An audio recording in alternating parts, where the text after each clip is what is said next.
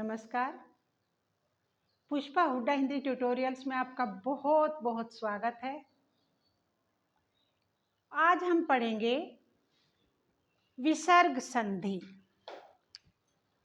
बेटा, हमने स्वर संधि पढ़ चुके हैं, व्यंजन संधि पढ़ चुके हैं और अब हमें पढ़नी है विसर्ग संधि।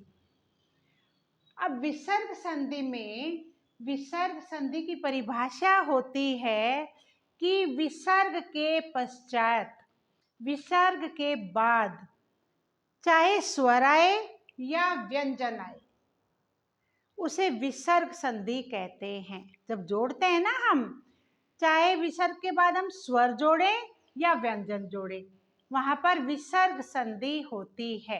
एक बार देखो, विसर्ग के पश्चात स्वर आए अथवा व्यंजन वर्ण आए, स्वर वर्ण आए या व्यंजन आए, और उन दोनों के जोड़ने पर जो जोड़ होता है, जो संधि बनती है, उसे कहते हैं विसर्ग संधि। अब बेटा, विसर्ग संधि बनाते समय कुछ नियम होते हैं। विसर्ग संधि में आपको बार बार वही समझाती हूँ कि संधि बनाते समय हमें पहला जो वर्ण शब्द है ना, उसका अंतिम वर्ण और जो द्वितीय शब्द होता है उसका प्रथम वर्ण, वे दोनों जोड़े जाते हैं, तब बनती है संधि, चाहे वो व्यंजन संधि है। अब ये देखो,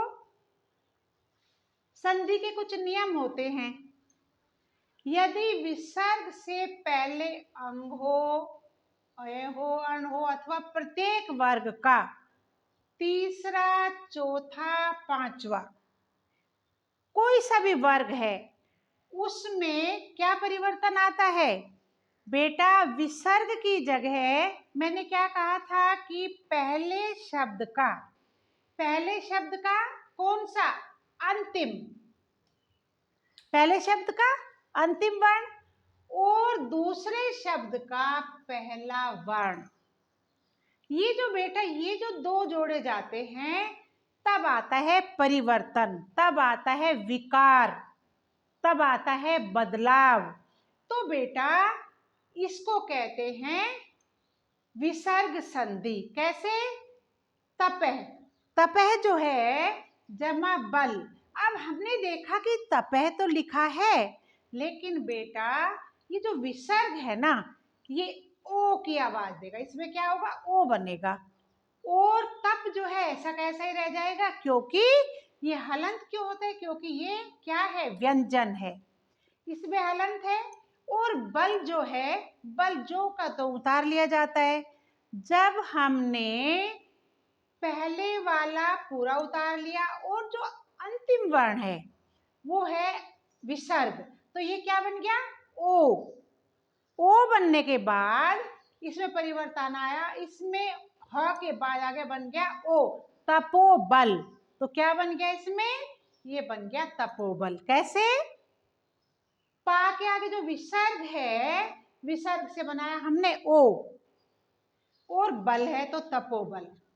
इसी तरह से बेटा, जब हमने पुरे है पुर, पुर के आगे अगर हम विसर्ग लगा देते हैं तो विसर्ग से, विसर्ग जो है ये क्या है? ओ। और ये जो है शब्द, ये पूरा उतार करके हलंत लगा करके, और इधर जो है ना हित, ये क्या है? अंतिम वर्ण, और ये है हित, दूसरे शब्द का पहला वर्ण। अब हमने क्या है? विसर्ग से बना है ओ, जिसे हम पुर है, तप है ऐसे कहते हैं ना, तो उसकी जगह बन जाएगा ओ, और पुर को ऐसा का ऐसा ही उतार लेंगे, और हित, ओ की आवाज देगा तो पुरोहित, क्या बन जाएगा? पुरोहित। तो बेटा समझ आया होगा, चाहे तीसरे वर्ग में हो, चाहे चौथे वर्ग में हो या पांचवें वर्ग में हो, यहाँ जब बनता है, देखो पहला वर्ग, द्वितीय वर्ग, तृतीय वर्ग मैंने आपको बताया था, क्योंकि ये सारे स्पर्श व्यंजन होते हैं।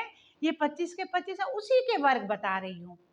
अब आगे चलो, कुछ अपवाद भी होते हैं। कई बार क्या होता है, आरंभ में व्यंजन, आरंभ में अगर व्यंजन होते हैं और अंत में स्वर आ जाते हैं, तो क्या हो जाता है? विसर्ग। का रा बन जाता है ना। तो इसमें क्या होगा, जैसे नमः जमा कार। अब ये जो है ना नमः, नमः के आगे जो क्या है, विसर्ग जो है, इससे बन गया हलंत लगा करके सा, या तुम आधा सा भी बोल सकते हो इस एक भाषा में, लेकिन ये हम हलंत वाला सा ही कहेंगे। तो ये बन गया नमः जमा कार नमस्कार। तो बेटा ये जो आया है ना, ये और ये, इससे परिवर्तन आया। नम तो ऐसा का ऐसा ही है, इससे परिवर्तन आया विसर्ग से, तो ये बन गया नमस्कार।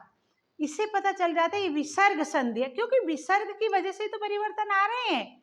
वही होती है विसर्ग संधि। चाहे विसर्ग व्यंजन के साथ हो, चाहे विसर्ग स्वर के साथ हो, वो विसर्ग संधि होती है। अब देखो मन जमा कामना। अब देखो बेटा फिर वही है,